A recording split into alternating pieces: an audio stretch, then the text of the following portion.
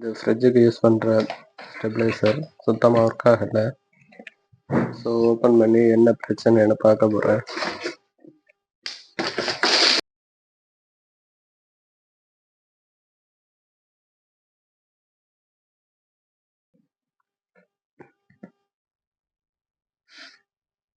ரொம்ப தூளாக இருக்கு.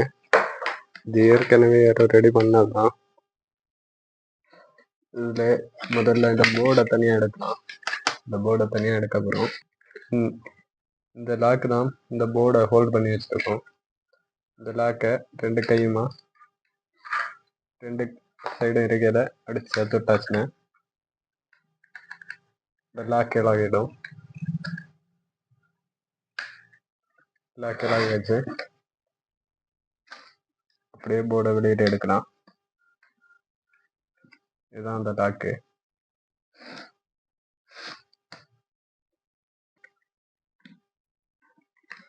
எந்த பொருள் ஒர்க் ஆகலைனாலும் அதுக்கு ஃபஸ்ட்டு வர இன்புட் லைனு கரெக்டாக இருக்கான்னு செக் பண்ணணும்.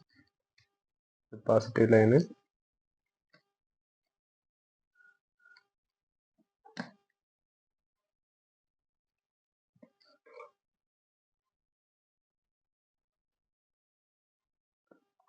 கரெக்டாக இருக்கு. இது நியூட்ரல் லைனு.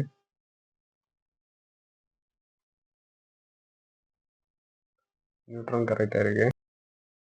டயோடு ரெசிஸ்டன்ஸையும் செக் பண்ணி பார்த்ததுல ரிலேக்கு பேரலாக போட்டிருக்க ஒரு செனார்ட்டு ஷார்ட்டு காட்டுது. அப்படியே வச்சு ரிமூவ் பண்ணுறது கொஞ்சம் கஷ்டமாக இருக்கு.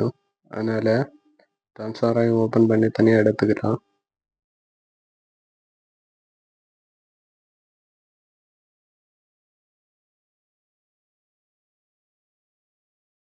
இருக்க செனாரில் ஒரு லெகை மட்டும் பிரித்து விட்டுட்டு சர்க்யூட்டில் ஷார்ட் இருக்கான்னு செக் பண்ண போகிறேன்.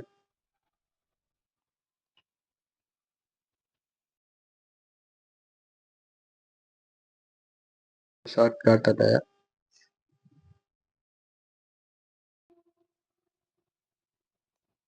தனியாக 12 வோல்ட் சப்ளை கொடுத்து ரிலே எல்லாம் ஒர்க் ஆகுதான்னு செக் பண்ண போகிறோம்.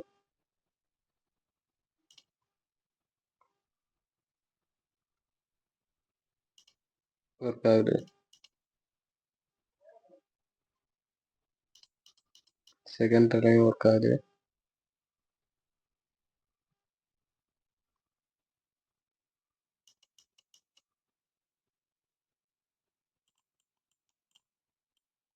மூணு ரிலேயும் பக்காவாக ஒர்க் ஆகுது.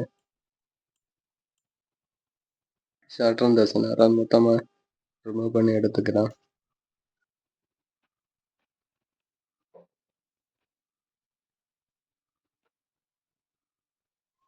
அதில் இந்த செனாரை அதில் செட் பண்ண போகிறேன்.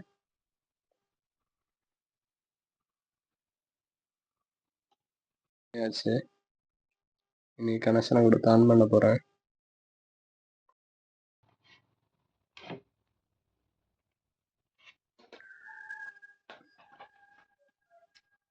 ஓகே, ஒர்க் ஆகுது.